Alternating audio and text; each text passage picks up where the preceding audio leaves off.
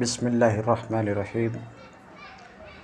باب العلم انواریہ educational society و جامعہ انواریہ حیدرآباد انڈیا کے زیر اہتمام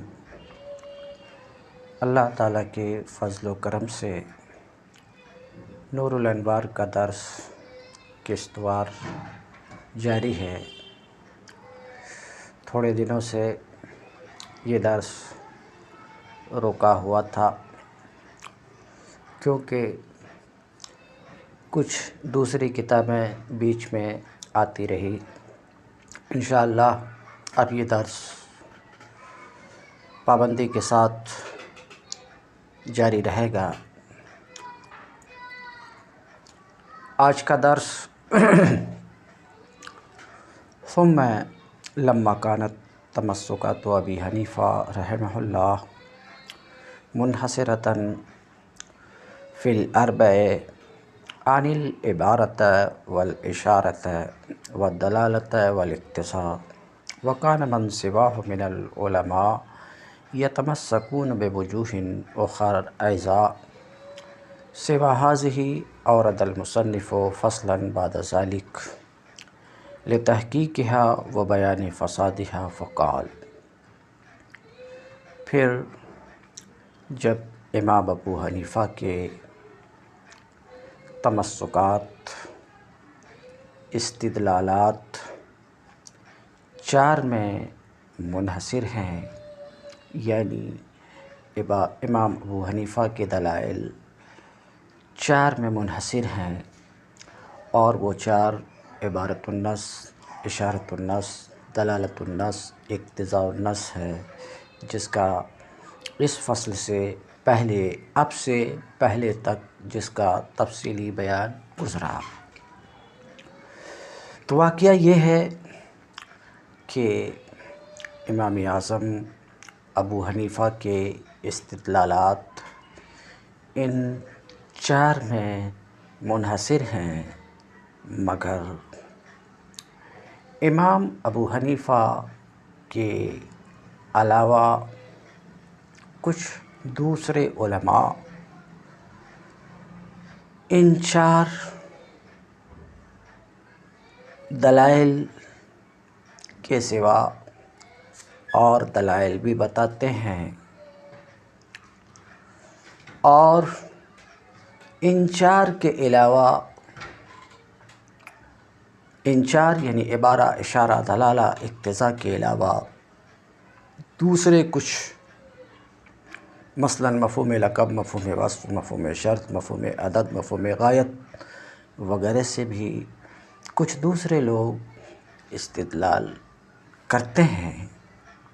تو کہتے ہیں کہ جب امام ابو حنیفہ کے استدلالات چار میں منحصر ہیں، حالانکہ کچھ دوسرے علماء کچھ دوسرے طرق سے بھی استدلال کرتے ہیں، سوا ہذہ، ان چار کے علاوہ دوسرے طرق سے بھی استدلال کرتے ہیں، اورد المصنف فصلا بعد ذلك، تو مصنف نے ان چاروں کو بیان کرنے کے بعد، عبارہ، اشارہ، دلالہ، اقتضاء کو بیان کرنے کے بعد ایک فصل لائے۔ ان چاروں کو بیان کرنے کے بعد ایک فصل لائے، کس کے لیے؟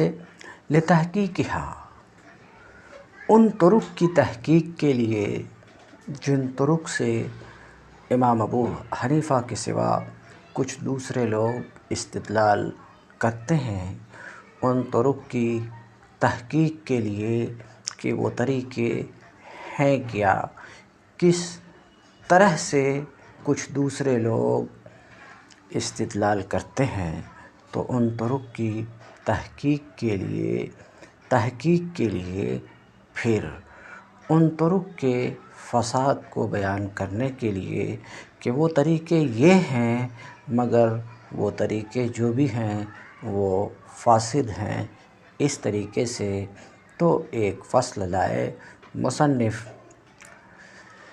تو کہتے ہیں ثم اورد المصنف فصلا بعد ذلك، تو اس کے بعد عبارہ، اشارہ، دلالہ، اقتضاء کے بیان کرنے کے بعد ایک فصل لائے، ان وجوہ اخر کی تحقیق کے لیے، ان وجوہ اخر جس سے دوسرے لوگ استدلال کرتے ہیں، ان کی تحقیق کے لیے، وہ بیان فسادہا، اور ان طرق کے فساد کے بیان کے لیے تو لائے، اور لاتے ہوئے مصنف نے فرمایا فصل التنصیص علی الشیء۔ تو شارح کے بیان سے یہ بات واضح ہو گئی کہ یہ فصل جو ابھی ہمارے سامنے ہے، اس فصل میں مصنف ان وجوہ اخر کی تحقیق پیش کریں گے، جن وجوہ اخر عبارہ، اشارہ، دلالہ، اقتضاء کے سوا دوسرے طرق، ان وجوہ اخر کی تحقیق کے لیے یہ فصل ہے، وجوہ اخر کی تحقیق کے لیے اور ان طرق کے فساد کے لیے لمبا بولنا پڑ رہا ہے شارٹ میں۔ وجوہ فاسدہ کے بیان کے لیے اور ان وجوہ کے فساد کو بتانے کے لیے یہ فصل ہے۔ تو اس فصل میں، یہ فصل وجوہ فاسدہ کے بیان میں ہے، اور آپ خوب جانتے ہیں کہ اصول فقہ کی بحثوں میں وجوہ فاسدہ کی بحث کو خصوصی اہمیت حاصل ہے، اور وجوہ فاسدہ کی بحث اصول فقہ میں انتہائی اہم بحث سمجھی جاتی ہے۔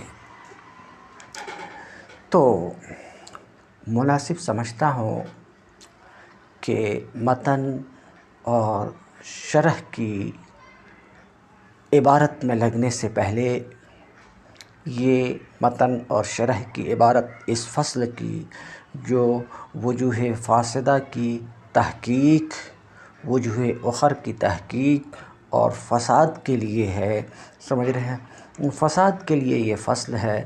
تو متن اور شرح کی عبارت میں لگنے سے پہلے مناسب معلوم ہوتا ہے کہ وجوہ فاسدہ کے متعلق کچھ مفید معلومات بیکجا کر لیا جائے، تاکہ کتاب کی عبارت بسہولت سمجھ میں آئے۔ تو آپ کے ذہن میں یہ بات رہے کہ دلالت لغت میں، عرف میں تو ایک چیز کا دوسری چیز کو بتانا یہ دلالت ہے، مگر اصطلاح میں دلالت کہتے ہیں لفظ کا اپنے معنی کو بتانا، یہ دلالت ہے۔ دلالت کی دو قسمیں ہیں، دلالت منطوق، دلالت مفہوم۔ لفظ کے منطوق سے اس کے اصل معنی موضوع لہو کو مراد لیتے ہیں۔ تو منطوق سے کیا مراد لیتے ہیں؟ منطوق سے معنی موضوع لہو کو مراد لیتے ہیں، اور منطوق کے بالمقابل اصل میں مسکوت عن کا لفظ آتا ہے۔ جیسے آپ کا یہ قول زید جاء، تو زید، لفظ زید کا مفہوم اور منطوق ذات زید ہے، اور زید کا دوست عمرو وہ مسکوت عن ہے۔ وہ کیا ہے؟ مسکوت عن۔ تو ذات زید منطوق اور اس کا دوست عمرو مسکوت عن۔ تو پھر سے سنیے، لفظ کے منطوق سے اس کے اصل معنی موضوع لہو کو مراد لیتے ہیں، اور اس کے بالمقابل اصل میں مسکوت ان کا لفظ آتا ہے جس سے معنی مطابقی یا تضمنی جس کے لیے لفظ کو استعمال کیا جائے منطوق، اور منطوق کے ساتھ سمجھا جانے والا مطلب، منطوق کے ساتھ سمجھا جانے والا وہ مطلب مراد ہوتا ہے جس کو لفظ از روئے لغت کی طرح شامل نہیں ہوتا مگر اس کے معنی کے ساتھ جن کو منطوق کہتے ہیں سمجھا ضرور جاتا ہے، خواہ منطوق کے موافق ہو یا مخالف۔ اصطلاح میں اسی کو مفہوم کہتے ہیں۔ اسی لیے دلالت کی دو قسمیں ہیں، دلالت منطوق اور دلالت مفہوم۔ تو دلالت کی دوسری قسم کیا ہے؟ مفہوم۔ اب رہی دلالت منطوق، تو لفظ کا اپنے پورے معنی موضوع لہو یا اس کے جز یا لازم پر دلالت کرنا، یہ دلالت منطوق ہے۔ لفظ کا اپنے پورے معنی موضوع لہو یا اس کے جز یا لازم پر دلالت کرنا، یہ منطوق ہے۔ پھر منطوق کی دو قسم ہیں، دلالت منطوق صریح، دلالت منطوق غیر صریح۔ دلالت منطوق صریح لفظ کا اپنے پورے معنی موضوع لہو یا جز پر دلالت کرنا، لفظ کا اپنے پورے معنی موضوع لہو یا جز پر دلالت کرنا، یہ دلالت منطوق صریح ہے۔ جیسے لفظ زید سے زید کی ذات یا اس کے جسم کا کوئی حصہ مراد لینا، یہ منطوق صریح ہے۔ احناف کے نزدیک اسی کو عبارت النص کہتے ہیں۔ دلالت منطوق غیر صریح لفظ کا اپنے لازم پر دلالت کرنا، لفظ کا اپنے لازم پر دلالت کرنا، جیسے اسد سے اس کی بہادری مراد لینا۔ دوسری قسم دلالت مفہوم ہے۔ دلالت مفہوم لفظ کا کسی ایسے معنی پر دلالت کرنا جسے منطوق شامل نہ ہو، لفظ کا کسی ایسے معنی پر دلالت کرنا جسے منطوق شامل نہ ہو، یہ دلالت مفہوم ہے۔ یعنی جو معنی نہ تو لفظ کا تمام موضوع لہو ہو، نہ موضوع لہو کا جز ہو، بلکہ کسی مناسبت کی وجہ سے ان میں سے کسی ایک کے ساتھ سمجھا جائے، وہ مفہوم ہے، دلالت مفہوم ہے۔ پھر دلالت مفہوم کی بھی دو قسم ہیں، دلالت مفہوم موافق اور دلالت مفہوم مخالف۔ دلالت مفہوم موافق لفظ کا مسکوت ان کے حق میں بعینہ منطوق کے حکم کے ثبوت کو بتانا، لفظ کا مسکوت ان کے حق میں بعینہ منطوق کے حکم کے ثبوت کو بتانا، یہ دلالت مفہوم موافق ہے۔ احناف اسی کو دلالت النص کہتے ہیں۔ دلالت مفہوم مخالف منطوق کے حکم کے لیے مذکور قیود میں سے کسی کے نہ پائے جانے کی وجہ سے لفظ کا مسکوت ان کے حق میں منطوق کے حکم کی ضد کے ثبوت پر دلالت کرنا۔ دلالت مفہوم کی دوسری قسم ہے دلالت مفہوم مخالف۔ دلالت مفہوم مخالف کسے کہتے ہیں؟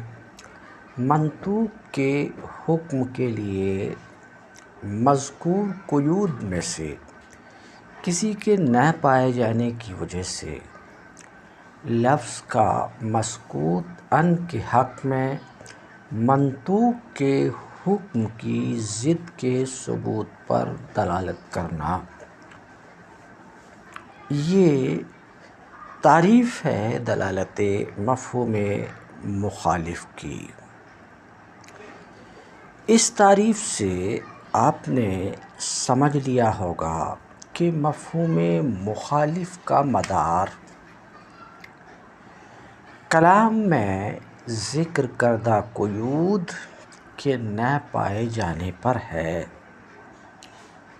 اور قیود مختلف قسم کی ہوتی ہیں، اس لیے مفہوم مخالف کی اقسام بھی متعدد ہیں، بلکہ ہر قید کی نسبت سے ایک قسم ذکر کی جاتی ہے۔ مشہور 5 اقسام ہیں مفہوم مخالف کی، اور وہ یہ ہیں: مفہوم لقب، مفہوم حصر، مفہوم وصف، مفہوم شرط، مفہوم غایت۔ یہ مفہوم مخالف کی 5 مشہور قسمیں ہیں۔ مفہوم لقب کی تعریف: کسی خاص نام کے ساتھ مقید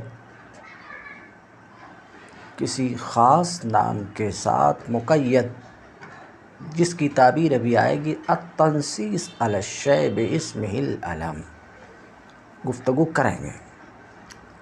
تو کسی خاص نام کے ساتھ مقید کلام کا مسکوت ان کے حق میں حکم مذکور کی ضد پر دلالت کرنا، یہ ہے مفہوم لقب۔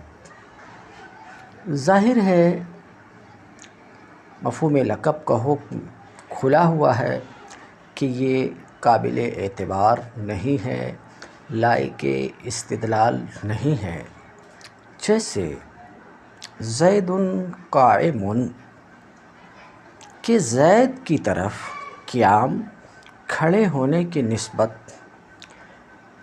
غیر زید کے کھڑے نہ ہونے پر کوئی دلالت نہیں کرتی۔ دوسری قسم مفہوم حصر ہے۔ مفہوم حصر کی تعریف: کلام میں جن افراد کا حصر ہو ان کے غیر کے حق میں کلام کا حکم مذکور کی ضد پر دلالت کرنا۔ مفہوم حصر کا حکم ہے کہ یہ قابل اعتبار ہے، لائق استدلال ہے، اس لیے حصر سے خارج افراد کے حق میں مذکورہ حکم کا اعتبار نہیں ہوتا۔ جیسے انما الطاعۃ فی المعروف، طاعت تو معروف ہی میں ہے، اس کا مفہوم یہ ہے کہ غیر معروف یعنی معصیت میں اطاعت نہیں ہے۔ مفہوم وصف: کلام میں مذکور وصف سے خالی افراد کے حق میں حکم مذکور کی ضد کے ثبوت پر دلالت کرنا، یہ ہے مفہوم وصف۔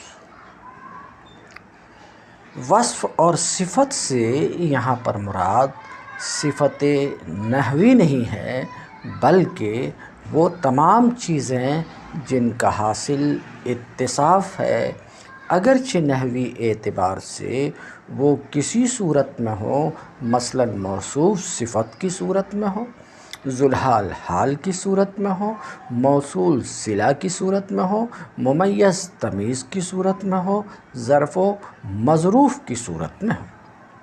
مفہوم شرط: عبارت میں مذکور شرط سے خالی افراد کے حق میں عبارت میں مذکور شرط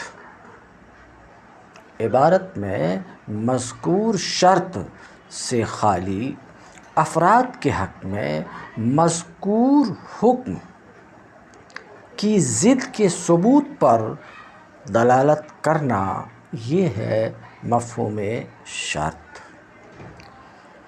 مفہوم وصف اور مفہوم شرط دونوں کی مثال ہیں اللہ رب العزت کا یہ قول، وَمَن لَّمْ يَسْتَطِعْ مِنكُمْ طَوْلًا أَن يَنكِحَ الْمُحْصَنَاتِ الْمُؤْمِنَاتِ فَمِمَّا مَلَكَتْ أَيْمَانُكُم مِّن فَتَيَاتِكُمُ الْمُؤْمِنَاتِ، تم میں سے جو کوئی قدرت نہ رکھتا ہو کہ آزاد مسلمان عورتوں سے نکاح کرے تو وہ تمہاری مومن باندیوں سے جو تمہاری ملک میں ہوں نکاح کرے۔ اس آیت میں وَمَن لَّمْ يَسْتَطِعْ مِنكُمْ طَوْلًا شرط ہے اور مِن فَتَيَاتِكُمُ الْمُؤْمِنَاتِ میں مومنات صفت ہے۔ اول کا مفہوم مخالف ہے، جس شخص کو آزاد عورت سے شادی کی قدرت ہو اس کے لیے باندی سے نکاح جائز نہیں۔ اور دوم یعنی وصف کا مفہوم مخالف یہ ہے کہ جو باندی مسلمان نہ ہو اس سے نکاح جائز نہیں۔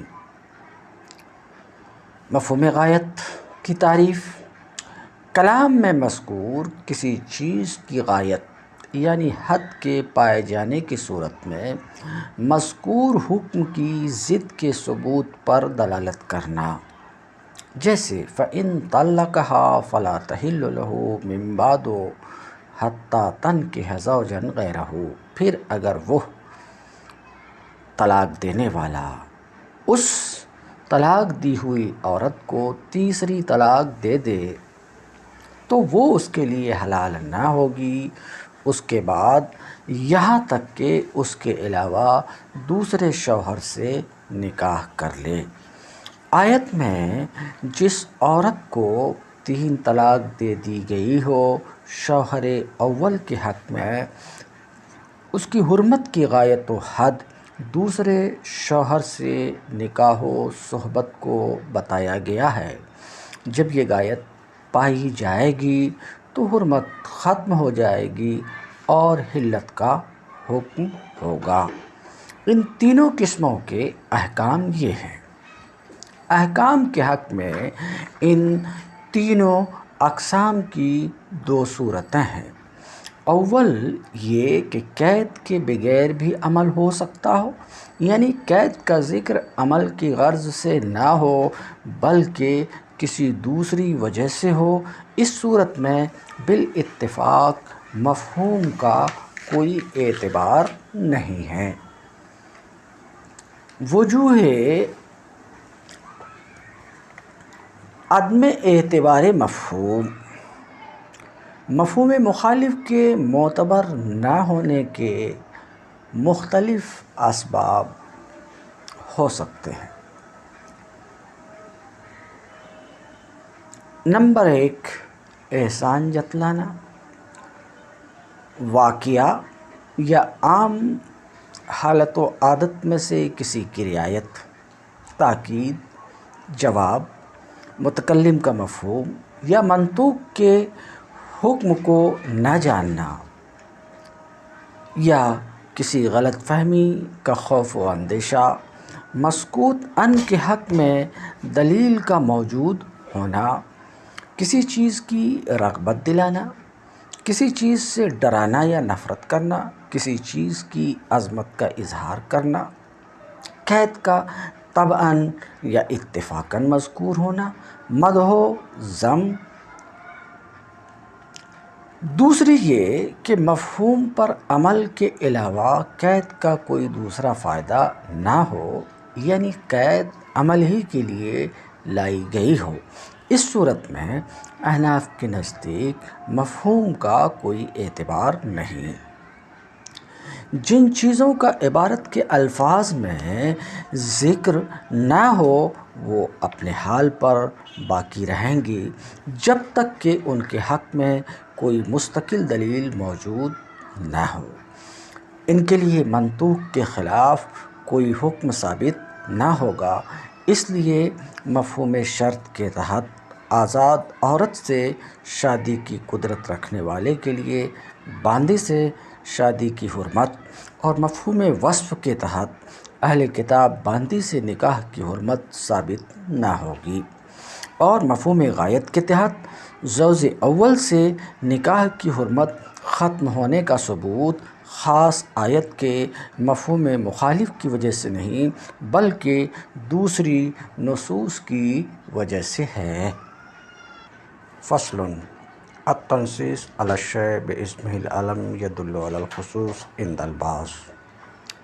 یہ چند باتیں تھیں، اگر آپ انہیں محفوظ رکھیں گے تو انشاءاللہ کتاب کی عبارت حل کرنے میں سہولت ہوگی۔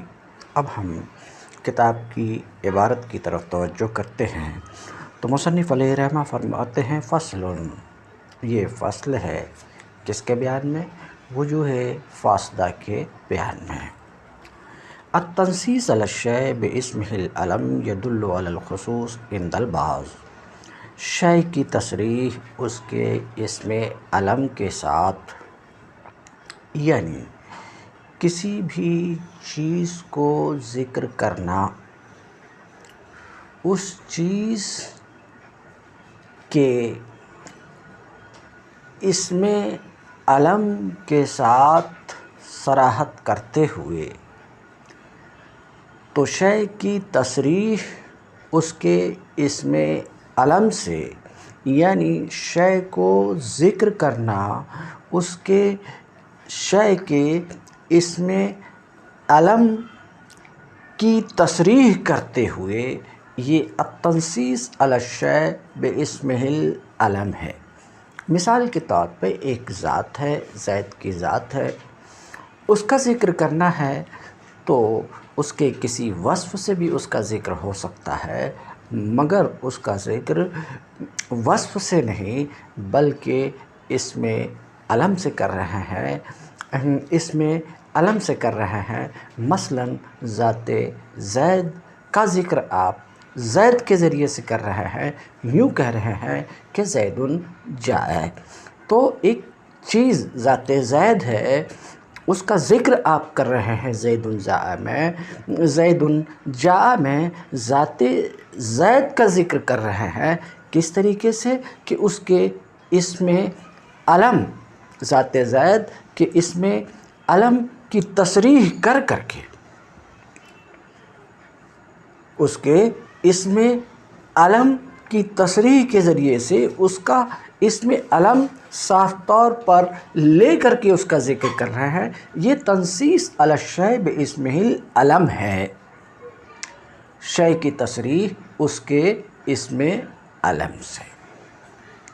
تو گفتگو یہ ہے کہ شے کی تصریح اس کے اسم علم سے، تو کسی چیز کی اگر آپ تصریح کر رہے ہیں، صراحت کر رہے ہیں، صاف طور پہ کسی چیز کو ذکر کر رہے ہیں اس کے اسم علم سے، تو یہ تو ایک مفرد ہی چیز رہی، پورا جملہ ہوا نہیں۔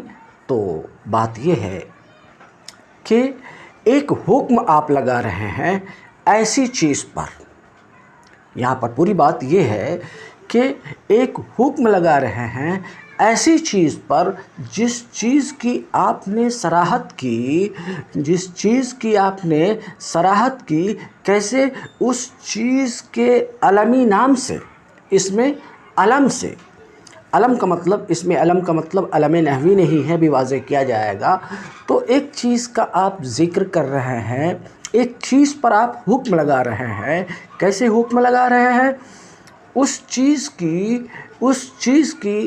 اس میں علم کے ساتھ صراحت کرتے ہوئے، تو یہ پوری بات ہے التنصیص علی الشیء باسمہ العلم۔ سمجھ رہے ہیں؟ پوری بات یہ ہے۔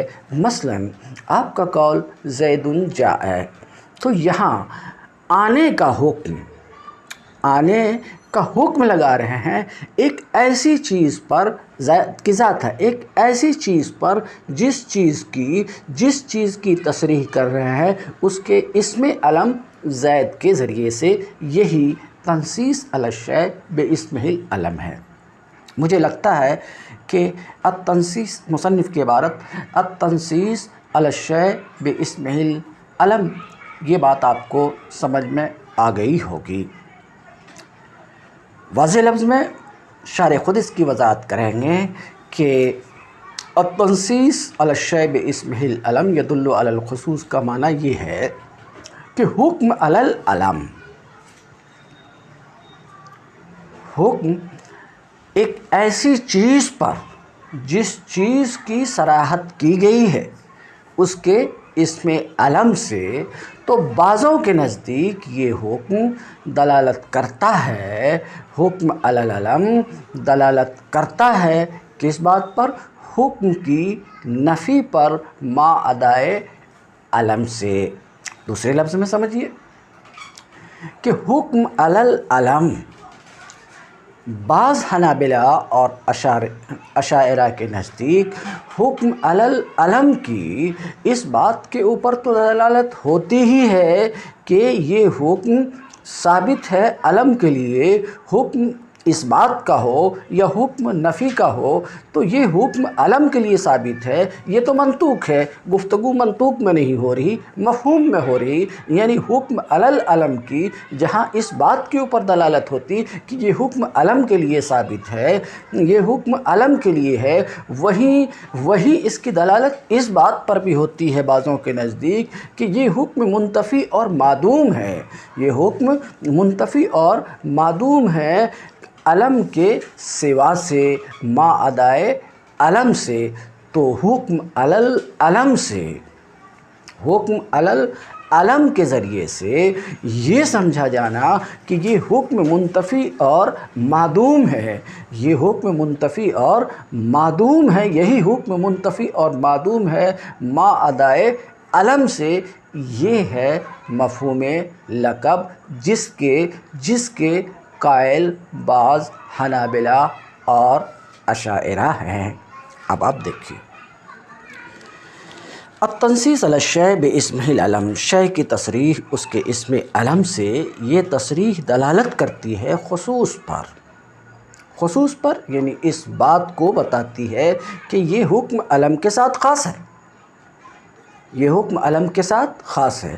یہاں پر جو خصوص ہے، خصوص اصطلاحی مراد نہیں ہے، یعنی وہ خصوص جو اصولیین کی مصطلح ہے وہ مراد نہیں ہے، اس بات کی طرف اشارہ شارح کریں گے، بلکہ خصوص پر دلالت کرنے کا مطلب یہ ہے کہ یہ حکم علم کے سوا سے معدوم و منتفی ہے، معدوم و منتفی ہے۔ تو شے کی تصریح اس کے اسم علم سے یہ دلالت کرتی ہے، تصریح دلالت کرتی ہے، کس بات کے اوپر دلالت کرتی ہے؟ خصوص پر دلالت کرتی کہ یہ حکم علم کے ساتھ خاص ہے۔ علم کے ساتھ خاص ہونے کا مطلب یہ ہے کہ غیر علم میں یہ حکم نہیں پایا جاتا ہے، اور یہی مفہوم مخالف ہے، اور مفہوم مخالف کی یہ قسم مفہوم لقب ہے۔ ھذا وجہ اول من الوجوہ الفاسدہ، مصنف علیہ رحمہ فرماتے ہیں کہ یہ وجوہ فاسدہ کی پہلی وجہ ہے، پہلی صورت ہے، فاسد طرق میں سے یہ پہلا طریقہ ہے۔ ھذا وجہ الاول من الوجوہ الفاسدہ، یہ وجوہ فاسدہ کی پہلی صورت ہے، اور وہ پہلی صورت کیا ہے؟ مصنف کی زبانی سن چکے ہیں، اس کی وضاحت شارح کرتے ہوئے کہہ رہے ہیں کہ التنصیص علی الشیء باسمہ العلم یدل علی الخصوص، اس کا مطلب یہ ہے کہ الحکم علی العلم، علم پر حکم، یہ مطلب کیسا نکلا؟ تو آپ دیکھ چکے ہیں کہ التنصیص علی الشیء باسمہ العلم، یہ کیا؟ یعنی کسی بھی چیز کی صراحت کرنا، کسی بھی چیز کو ذکر کرنا اس کے علم کے ذریعے سے، علم کے ذریعے سے یعنی وہ صفت نہ ہو، علم کے ذریعے سے، تو یہی التنصیص علی الشیء باسمہ العلم، تو یہ تو مفرد کا ذکر ہوا۔ تو یہاں پر اتنی سی بات یہ ہے کہ حکم لگانا کس کے اوپر؟ ایسی چیز پر جس چیز کی صراحت کی گئی اس کے اسم علم سے، اسی کو شارح کہہ رہے ہیں کہ مصنف کی مراد التنصیص علی الشیء باسمہ العلم یدل علی الخصوص سے مصنف کی مراد یہ ہے کہ الحکم علی العلم، حکم علی العلم یہ دلالت کرتا ہے، کس کے اوپر دلالت کرتا ہے؟ غیر علم سے حکم کی نفی پر دلالت کرتا ہے۔ تو یہ جو شرح کر رہے ہیں، شارح جو یہ شرح کر رہے ہیں، اشارہ کرنا چاہ رہے ہیں کہ مصنف کے قول میں جو خصوص ہے، سمجھ رہے ہیں، اس خصوص سے مراد حکم کی غیر سے نفی ہے۔ خصوص سے کیا مراد ہے؟ حکم کی غیر سے نفی، یہ حکم خاص علم کے ساتھ، یعنی یہ حکم غیر علم سے منتفی اور معدوم ہے۔ اور اشارہ کرنا چاہ رہے ہیں کہ متن کی عبارت میں جو خصوص ہے، اس خصوص سے اصولی مراد نہیں ہے۔ تو حکم علی العلم یہ دلالت کرتا ہے حکم کی نفی پر غیر علم سے، عند البعض، بعض کے نزدیک، بعض بول رہے ہیں، وہ کون ہیں ان کا نام نہیں لے رہے ہیں، اس کے ذریعے سے شاید اس بات کی طرف اشارہ کرنا چاہ رہے ہیں کہ جو لوگ اس بات کے قائل ہیں وہ اس لائق بھی نہیں ہیں کہ ان کا نام لیا جائے، اپنی اس بات کی وجہ سے وہ اس قابل نہیں ہیں کہ ان کا ذکر کیا جائے، ان کا نام لیا جائے، کیونکہ ان کی یہ بات انتہائی کمزور ہے، انتہائی ضعیف ہے کہ حکم علی العلم دلالت کرتا ہے حکم کی نفی پر ما ادائے علم سے، یہ انتہائی کمزور ہے، یہ بات انتہائی کمزور ہے۔ تو اس بات کے کہنے والے کا بھی ذکر کیا جانا ضروری نہیں ہے، عند البعض سے اشارہ کر رہے ہیں اس بات کی طرف۔ بہرحال پھر سے دیکھیے، حکم علی العلم یہ دلالت کرتا ہے حکم کی نفی پر غیر علم سے، عند البعض، بعض کے نزدیک۔ ہاں، یہاں جو آپ نے علم دیکھا متن کی عبارت میں بھی، تو علم سے مراد یہاں علم نحوی نہیں ہے، بلکہ علم سے مراد اس جگہ ہے ہر وہ لفظ جو ذات پر دال ہو، جیسے زید یہ ذات پر دال ہے، اسی طریقے سے رجل یہ بھی ذات پر دال ہے، اسی طریقے سے ماں یہ بھی ذات پر دال ہے، خواہ وہ علم نحوی ہو یا اس میں جنس ہو۔ تو مراد علم سے یہاں پر علم سے مراد وہ لفظ ہے جو ذات پر دال ہو، دون صفت پر نہیں، چہ جائے کہ وہ علم ہو یا اس میں جنس ہو۔ وبالبعض، وبعض الاشعریہ کہتے ہیں، شارح کہتے ہیں کہ مصنف کی عبارت میں جو یہ ہے عند البعض، شے کی تصریح اس کے اسم علم سے یہ خصوص پر دلالت کرتی ہے، بعض کے نزدیک۔ اس بعض سے کون مراد ہے؟ تو کہتے ہیں وبالبعض، بعض سے مراد بعض اشعریہ اور حنابلہ ہیں، جو اس بات کے قائل ہیں کہ حکم علی العلم یہ دلالت کرتا ہے حکم کی نفی پر ما ادائے علم سے ویسمى ھذا مفہوم اللقب، اور اسے مفہوم لقب کہا جاتا ہے. یعنی حکم علی العلم سے یہ سمجھا جانا، حکم علی العلم سے یہ سمجھا جانا کہ حکم منتفی اور معدوم ہے ما عدائے علم سے، یہ مفہوم لقب ہے. چھوٹا کریں تو اس کو مفہوم لقب کہا جاتا ہے، یعنی تنصیص علی الشیء باسمہ العلم کو مفہوم لقب کہا جاتا ہے.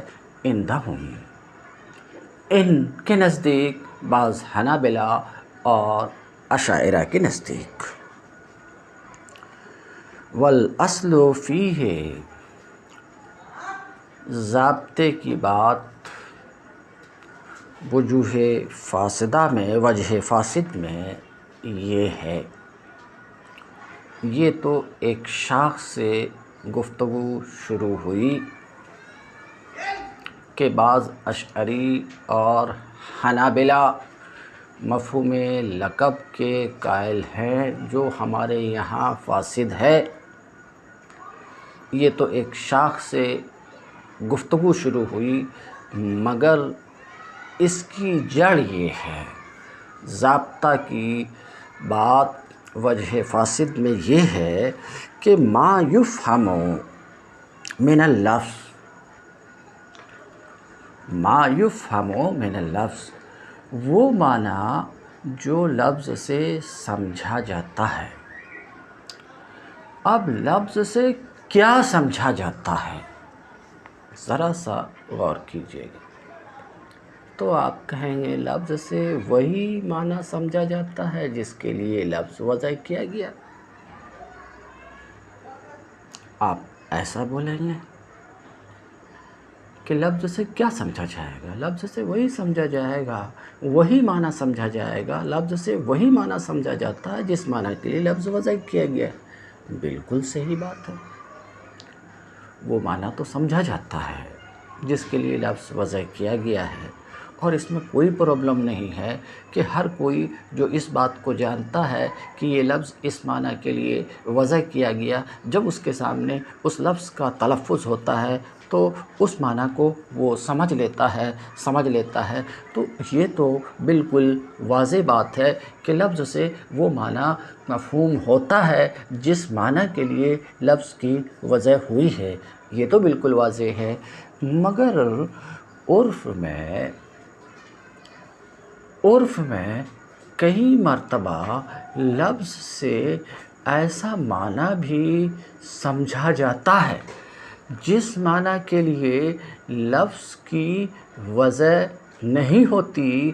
یعنی وہ معنی لفظ کا نہ موضوع لہو کل ہوتا ہے، نہ پورا معنی موضوع لہو ہوتا ہے، نہ جزوِ معنی موضوع لہو ہوتا ہے، اور نہ ہی لازم بین بالمعنی الاخص معنی موضوع لہو ہوتا ہے. مگر ایسا معنی بھی لفظ سے کئی مرتبہ سمجھ میں آتا ہے. جب ہم اور آپ اپنے کچھ خاص لوگوں میں بیٹھتے ہیں اور کئی مرتبہ گفتگو شروع ہوتی ہے تو صاف طور پر ہم جس لفظ کو ذکر کرتے ہیں اور اس کا جو صریح معنی ہوتا ہے وہ معنی تو ہم اور آپ سمجھتے ہی ہیں، مگر کچھ دوسرا معنی بھی ہماری نشست و برخاست میں ایک ساتھ جب گفتگو ہوتی ہے تو کچھ دوسرے معنی بھی ہم سمجھتے ہیں. ایسے معنی بھی ہم لفظ سے سمجھتے ہیں جس معنی کو لفظ بالکل متناول نہیں ہوتا. وہ معنی نہ لفظ کا کل معنی موضوع لہو ہوتا ہے، نہ جز ہوتا ہے، نہ لازم ہوتا ہے، مگر پھر بھی کئی مرتبہ ایسا معنی بھی سمجھا جاتا ہے، اور اس بات سے ہم انکار نہیں کر سکتے ہیں. کیا ہوتا ہے ذرا سا 2 منٹ آپ کا ٹائم لے رہا ہوں، مگر آگے کی بات آپ کو سمجھ میں آئے اس کے لیے میں آپ کا ٹائم لے رہا ہوں۔ دیکھیے، زید اور بکر میں ایک ساتھ آزو بازو کے رہنے والے ہیں، مگر دونوں کے درمیان فرض کیجئے کہ زبردست عداوت ہے، ایک دوسرے کو نہ دیکھنا چاہتے نہ سننا چاہتے، ایسا ہے، فرض کیجئے تھوڑی دیر۔ اب بکر کے سامنے اگر آپ یوں کہیے کہ بکر بڑا نیک ہے،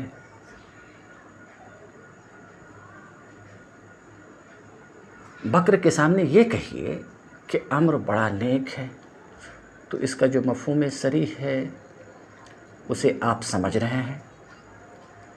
مگر یہاں تھوڑی دیر کے لیے میں کہوں کہ جب بکر کے سامنے آپ نے کہا کہ زید بڑا نیک ہے، تو بکر ناراض ہو جاتا ہے، بدک جاتا ہے، غصہ ہو جاتا ہے، کیوں؟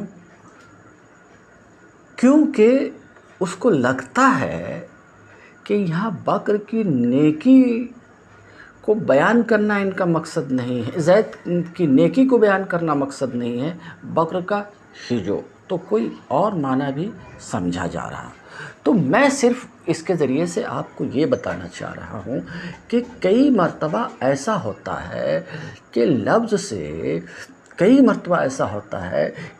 سے اس کے معنی موضوع لہو کے سوا کوئی دوسرا معنی بھی سمجھا جاتا ہے کسی مناسبت کی وجہ سے، اور اس بات سے انکار نہیں کیا جا سکتا۔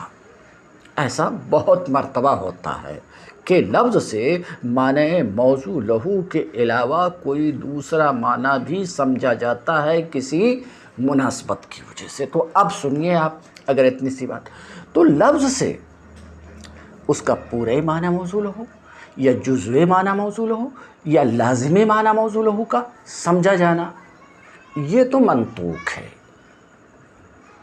اور یہ دلالت منطوق ہے، اور لفظ سے ایسا معنی سمجھا جانا کسی مناسبت کی وجہ سے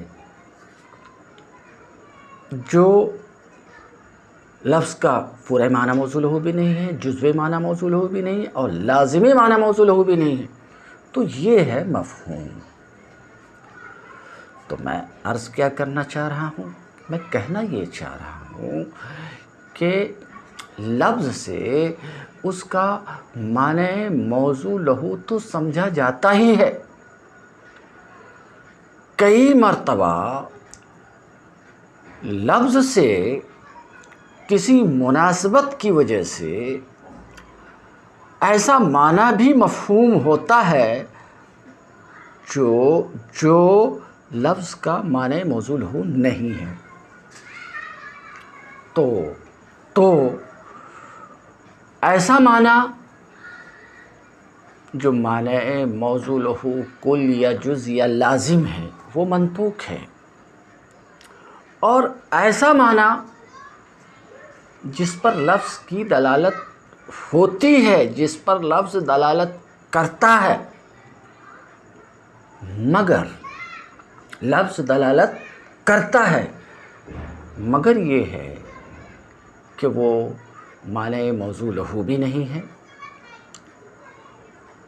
معنی موضوع لہو کا جز بھی نہیں ہے، لازم بھی نہیں ہے، لفظ دلالت کرتا ہے، تو وہ معنی جس پر لفظ کی دلالت ہوتی ہے، حال یہ ہے کہ وہ معنی موضوع لہو بھی نہیں، جزوی معنی موضوع لہو بھی نہیں، لازمی معنی موضوع لہو بھی نہیں ہے، تو اسے ہم مفہوم کہتے ہیں۔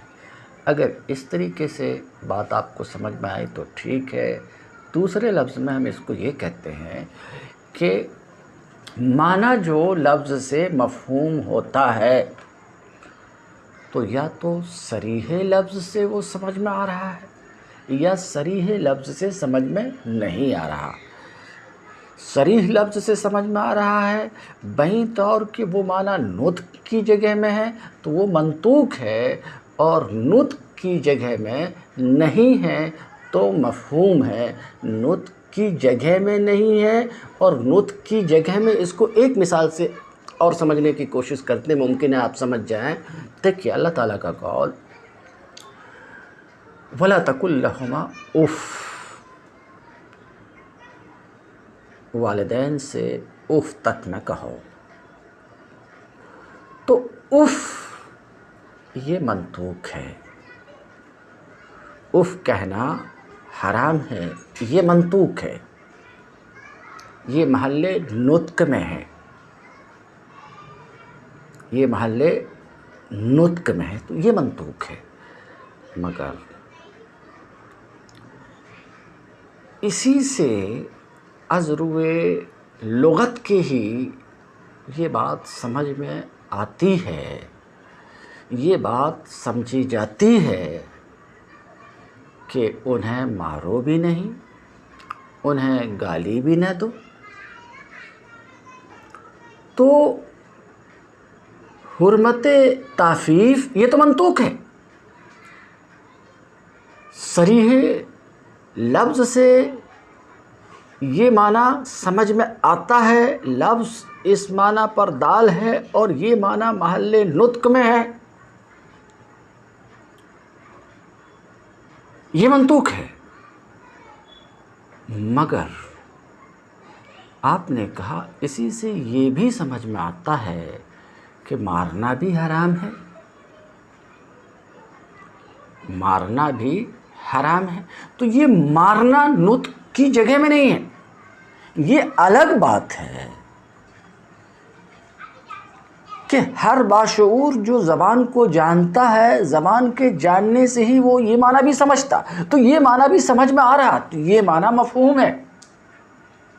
مارنا حرام ہے یہ مفہوم ہے، تو مارنے کی حرمت پر یہ دلالت مفہوم ہے، اور اف کی حرمت پر یہ دلالت منطوق ہے. اب دلالت مفہوم اور منطوق میں لے جاؤں گا تو آپ کو دقت ہوگی. تو اف کہنا حرام ہے یہ منطوق ہے، اور مارنا حرام ہے یہ مفہوم ہے. تو مجھے صرف اتنا کہنا تھا کہ ما یفہم من اللفظ، لفظ سے جو سمجھ میں آتا ہے، لفظ سے جو سمجھ میں آتا، یہاں پر جو لفظ ہے اس لفظ سے یہ بات بھی سمجھ میں آ رہی ہے کہ اف کہنا حرام ہے، اور یہ بات بھی سمجھ میں آ رہی ہے کہ مارنا حرام ہے. دونوں بات سمجھ میں آ رہی ہے، مگر ایک منطوق ہے کہ نطق کی جگہ میں ہے، اور دوسرا منطوق نہیں ہے، مفہوم ہے، مسکوت ان ہے، اس سے سکوت اختیار کیا گیا ہے. مسکوت ان ہے، ضرب مسکوت ان ہے، مسکوت ان ہے مگر لفظ کی اس پر بھی دلالت ہے. یہی آپ کو پوائنٹ لینا ہے. مسکوت ان ہے مگر لفظ کی اس پر بھی دلالت ہے. جو لفظ ہے اس سے جس طریقے سے اف کا حرام ہونا مفہوم ہوتا ہے، اسی طریقے سے اس سے ضرب کی حرمت بھی سمجھی جاتی ہے، ضرب کا حرام ہونا بھی سمجھا جاتا ہے، حرام ہونا بھی. مگر اف کی حرمت محل نطق میں ہے تو اس کو ہم منطوق کہیں گے. اور وہ جو لفظ سے مفہوم ہوتا ہے اور وہ نطق کی جگہ میں نہیں ہے، بہیں طور کہ اس سے سکوت کیا گیا ہے، مگر لفظ کی اس پر دلالت ہوتی کہ لفظ سے وہ بھی سمجھ میں آتا، تو وہ ہے مفہوم. تو شاید میں یہ بات آپ کے سامنے رکھ سکا کہ ما یفہم من اللفظ، لفظ سے جو کچھ سمجھ میں آتا ہے، جو سمجھا جاتا ہے، تو یا تو صریح لفظ سے وہ سمجھ میں آتا ہے اور وہ نطق کی جگہ میں ہے، وہ نطق کی جگہ میں ہے تو وہ منطوق ہے، اور صریح لفظ سے سمجھ میں نہیں آتا، یعنی لفظ کی اس پر دلالت تو ہوتی ہے، لفظ سے وہ سمجھا جو تو جاتا ہے، مگر سمجھا تو جاتا ہے، مگر واقعہ یہ ہے کہ لفظ باعتبار وضع کے اس کو متناول نہیں ہے، لفظ باعتبار وضع کے اس کو شامل نہیں ہے، کہ لفظ کی جس معنی کے لیے وضع ہوئی ہے، سمجھ رہے ہیں، جس معنی کے لیے وضع ہوئی تو وضع کے اعتبار سے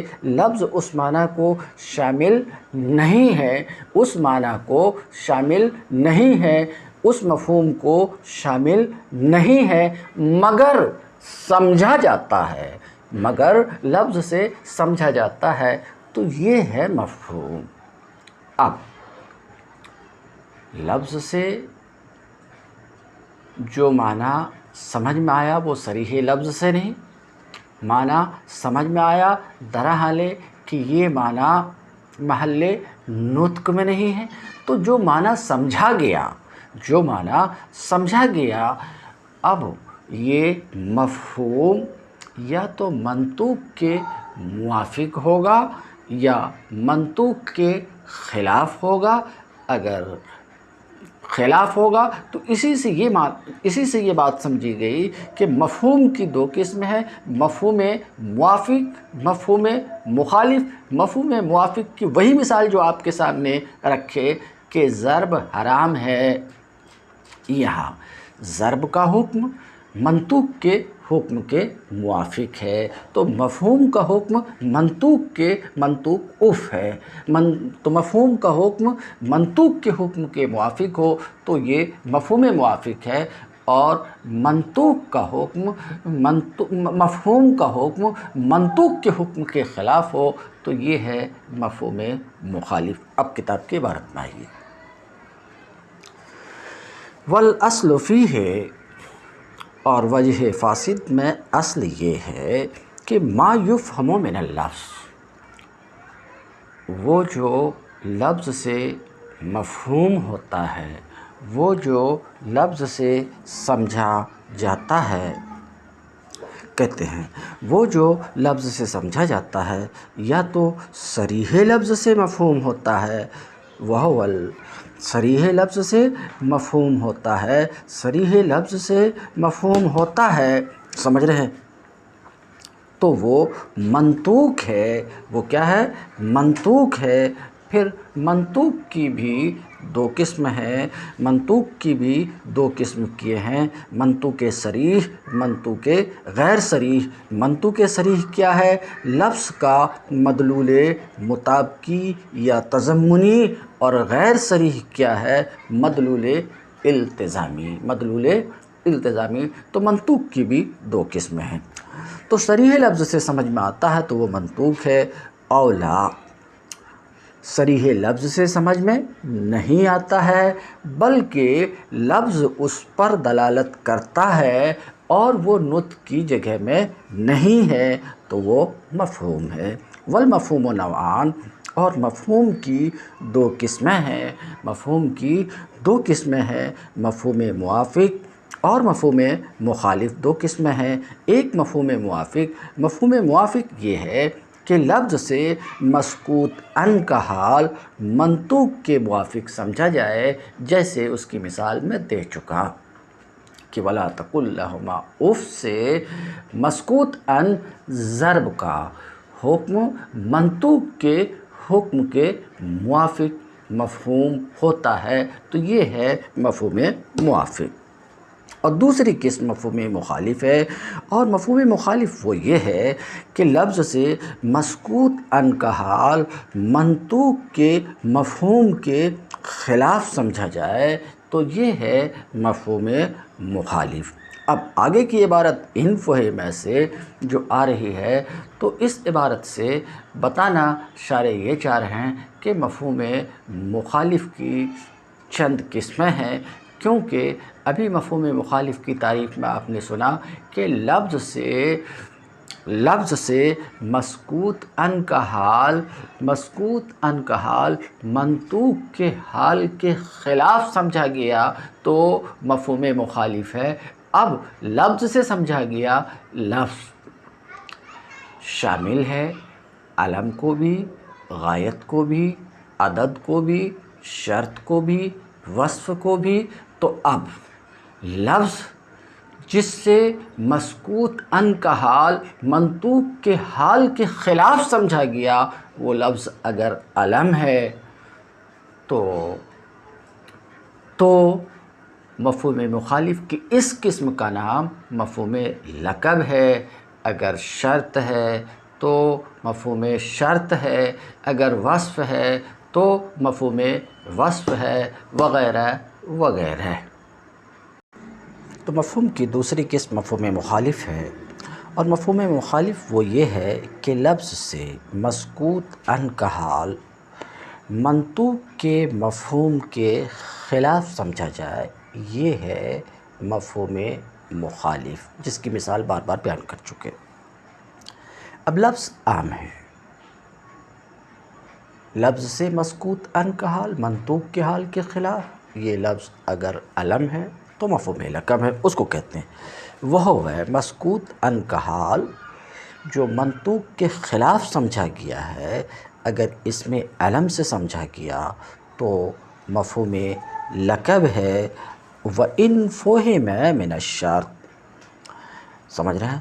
تو اگر اس میں علم سے سمجھا گیا تو مفہوم لقب ہے، اور اگر یہ شرط سے سمجھا گیا تو مفہوم شرط ہے، اور اگر یہ اس میں عدد سے سمجھا گیا تو پھر اس کا نام مفہوم عدد ہے۔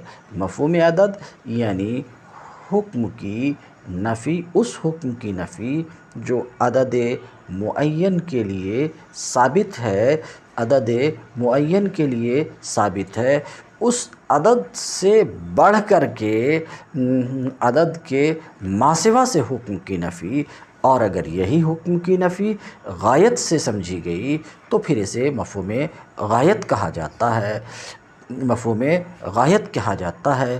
اور مفہوم غایت وہ یہ ہے حکم کی نفی غایت کے ماسوا سے، اور اگر یہ حکم کی نفی تقدیم ماحق کو تاخیر سے سمجھ میں آئی، مثال کے طور پہ مفعول کو فعل پر مقدم کیے جانے سے سمجھ میں آیا، تو یہ مفہوم حصر ہے۔ تو بہرحال مفہوم مخالف کی چند قسمیں ہیں جس کو اس سبق کے اس فصل کے شروع کرنے سے پہلے رکھا، کیونکہ مفہوم مخالف آپ نے جان لیا کہ مفہوم مخالف یہ ہے کہ لفظ سے مسکوت ان کا حال منطوق کے حال کے خلاف سمجھ میں آئے، اور لفظ علم کو بھی شامل ہے، غایت کو بھی شامل ہے، عدد کو بھی شامل ہے۔ اس طور پر مفہوم مخالف کی چند قسمیں ہیں، ان میں سے ایک مفہوم لقب ہے، ان میں سے ایک مفہوم شرط ہے، ان میں سے ایک مفہوم وصف ہے، ان میں سے ایک مفہوم غایت ہے، ان میں سے ایک مفہوم عدد ہے، ان میں سے ایک مفہوم حصر ہے۔ وَإِنْ فُهِمَ مِنَ الشَّرْطِ، اور اگر شرط سے مسکوت ان کا حال منطوق کے حال کے خلاف سمجھا گیا، یا وصف سے مسکوت ان کا حال منطوق کے حال کے خلاف سمجھا گیا، تو شرط سے سمجھا گیا تو اس کا نام مفہوم شرط رکھا جاتا ہے، وصف سے سمجھا گیا تو اس کا نام مفہوم وصف رکھا جاتا ہے۔ کہتے ہیں اس کی تفصیل آئے گی، ابھی صرف اتنا آپ سمجھ لیجئے کہ مفہوم کی دو قسموں میں سے دوسری قسم مفہوم مخالف ہے، اور مفہوم مخالف کی قسموں میں سے ایک مفہوم لقب ہے، ایک مفہوم وصف ہے، ایک مفہوم شرط ہے، اور اس کی مزید تفصیل تو عنقریب آئے گی، ایسا شارح کہتے ہیں۔ وَلَكِنَّهُمْ، ابھی آپ نے دیکھا کہ کچھ لوگ مفہوم مخالف کے قائل ہیں، یعنی اس بات کے قائل ہیں کہ لفظ سے مسکوت عن کا حال بھی مفہوم ہوتا ہے منطوق کے خلاف، یعنی جسے دلالت مفہوم کہتے ہیں، دلالت منطوق کی طرح دلالت مفہوم بھی، اس بات کے دلالت مفہوم کے بھی کچھ لوگ قائل ہیں، آپ نے سماعت فرمایا، اور مفہوم دلالت مفہوم مخالف کے بھی قائل ہیں، یعنی بعض الفاظ کی دلالت منطوق کے مفہوم کے خلاف پر بھی ہوتی ہے، یعنی بعض الفاظ ایسے ہوتے ہیں جن کی دلالت اس بات پر بھی ہوتی ہے کہ مسکوت عن کے لیے منطوق کے حکم کے سوا ہے، اس بات کے اوپر بھی دلالت ہوتی ہے۔ شارٹ میں بعض لوگ مفہوم مخالف کے بھی قائل ہیں، یعنی اس بات کے قائل ہیں کہ لفظ سے مسکوت عن کا حال بھی مفہوم ہوتا ہے منطوق کے مفہوم کے خلاف، اس بات کے قائل ہوتے ہیں۔ تو کیا یہ ہر جگہ ہے؟ تو شارح کہتے ہیں نہیں، ان کے یہاں بھی اس کے لیے کچھ قید و بند ہے، مفہوم مخالف کے لیے کچھ قید و بند ہے، یعنی مفہوم مخالف کے لیے ان کے یہاں کچھ شرطیں ہیں۔ مثال کے طور پہ ان شرطوں میں سے ایک شرط یہ ہے کہ مسکوت عن منطوق سے اولیٰ نہ ہو، مسکوت عن منطوق سے اولیٰ نہ ہو، تب مفہوم مخالف معتبر ہوگا، اور اگر اولیٰ ہو تو مفہوم مخالف معتبر نہیں ہے۔ مثال کے طور پہ ایک مثال دے کر کے بات ختم کرتا ہوں۔ وَلَا تَقُل لَهُمَا اُف، اف تو منطوق ہے، مسکوت عن ضرب ہے، ضرب اف سے اولیٰ ہے، اس لیے یہاں مفہوم مخالف درست نہیں ہے۔ کیوں مفہوم مخالف درست نہیں ہے؟ اور اللہ تعالیٰ کے اس قول کی اس پر دلالت نہیں ہوگی کہ اف کے سوا ضرب، مار، گالی گلوچ حرام نہیں ہے، اس پر دلالت اللہ تعالیٰ کے اس قول کی مفہوم مخالف کے طور پر نہیں ہوگی، کیونکہ یہاں مسکوت عن جو ضرب ہے، گالی گلوچ ہے، سمجھ رہے ہیں، یہ جو مسکوت عن ہے منطوق سے اولیٰ ہے، تو مفہوم مخالف مراد لیے جانے کے لیے ان کے یہاں کچھ شرطیں ہیں۔ وَلَكِنَّهُمْ اشْتَرَطُوا، لیکن ان لوگوں نے، مفہوم مخالف کے قائلین نے شرط لگایا ہے کہ مسکوت عن کی اور منطوق پر اولویت ظاہر نہ ہو، اولویت ظاہر نہ ہو، یعنی مسکوت عن منطوق سے اولیٰ نہ ہو، تب مفہوم مخالف درست ہے، اگر اولیٰ ہو تو مفہوم مخالف معتبر نہیں ہے۔ اسی طریقے سے مسکوت عن منطوق کے مساوی نہ ہو۔ اسی طریقے سے ایک شرط یہ بھی ہے مفہوم مخالف کے معتبر ہونے کے لیے، ایک شرط یہ بھی ہے کہ کلام عادت کے طریقے پر نہ آیا ہو، اگر عادتاً کلام عادت کے طور پر ہو تو مفہوم مخالف درست نہیں ہے، جیسے آیت میں ابھی تفصیل آ رہی ہے وَرَبَائِبُكُمُ اللَّاتِي فِي حُجُورِكُمْ، اور تمہاری بیٹیاں جو تمہارے گود میں ہیں، سمجھ رہے ہیں، تو اللَّاتِي فِي حُجُورِكُمْ یہ عادت کے طور پر ہے، کیونکہ عادت یہی ہے کہ مطلقہ کی بیٹی دوسرے شوہر کے یہاں ہی اپنی ماں کے ساتھ ہوا کرتی ہے، تو یہ اللاتی فی حجورکم، یہ جو قید ہے یہ کلام عادت کے طور پر ہے، عادت کے طور پر ہے، قید کے طور پر نہیں ہے، تو مفہوم مخالف یہاں بھی درست نہیں ہے۔ تو کلام اگر عادت کے طور پر آیا ہے تو مفہوم مخالف درست نہیں ہے۔ تو مفہوم مخالف کے لیے ایک شرط یہ بھی ہے کہ کلام عادت کے طریقے پر نہ آیا ہو، اسی طریقے سے کلام سوال کے جواب میں نہ ہو، اسی طریقے سے کسی گھٹنا کے گھٹنے، کوئی حادثہ کے وقوع کے طور پر وہ کلام نہ آیا ہو، اسی طریقے سے کشف اور ایضاح کے لیے کلام نہ ہو، اسی طریقے سے مدح یا ذم جیسے کہ اچھے برے القاب میں ہوا کرتا وہ کلام مدح و ذم کے لیے نہ ہو، اس کے سوا اور کچھ دوسرے فائدہ تلذذ وغیرہ کے لیے جب نہ ہو۔ مفہوم مخالف میں یہ شرط ہیں۔ فحینئذ، تو اس وقت جب یہ شرائط متحقق ہوں گی تب یتعین النفی اما ادا ہو، ما ادا سے نفی متعین ہوگی۔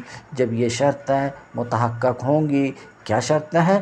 ابھی آپ نے سنا کہ مسکوت عن منطوق سے اولا نہ ہو، مساوی نہ ہو۔ جب یہ شرطیں متحقق ہوں گی تب ما ادا سے نفی متعین ہوگی، ورنہ ما ادا سے یعنی مسکوت عن سے نفی نہیں سمجھی جائے گی۔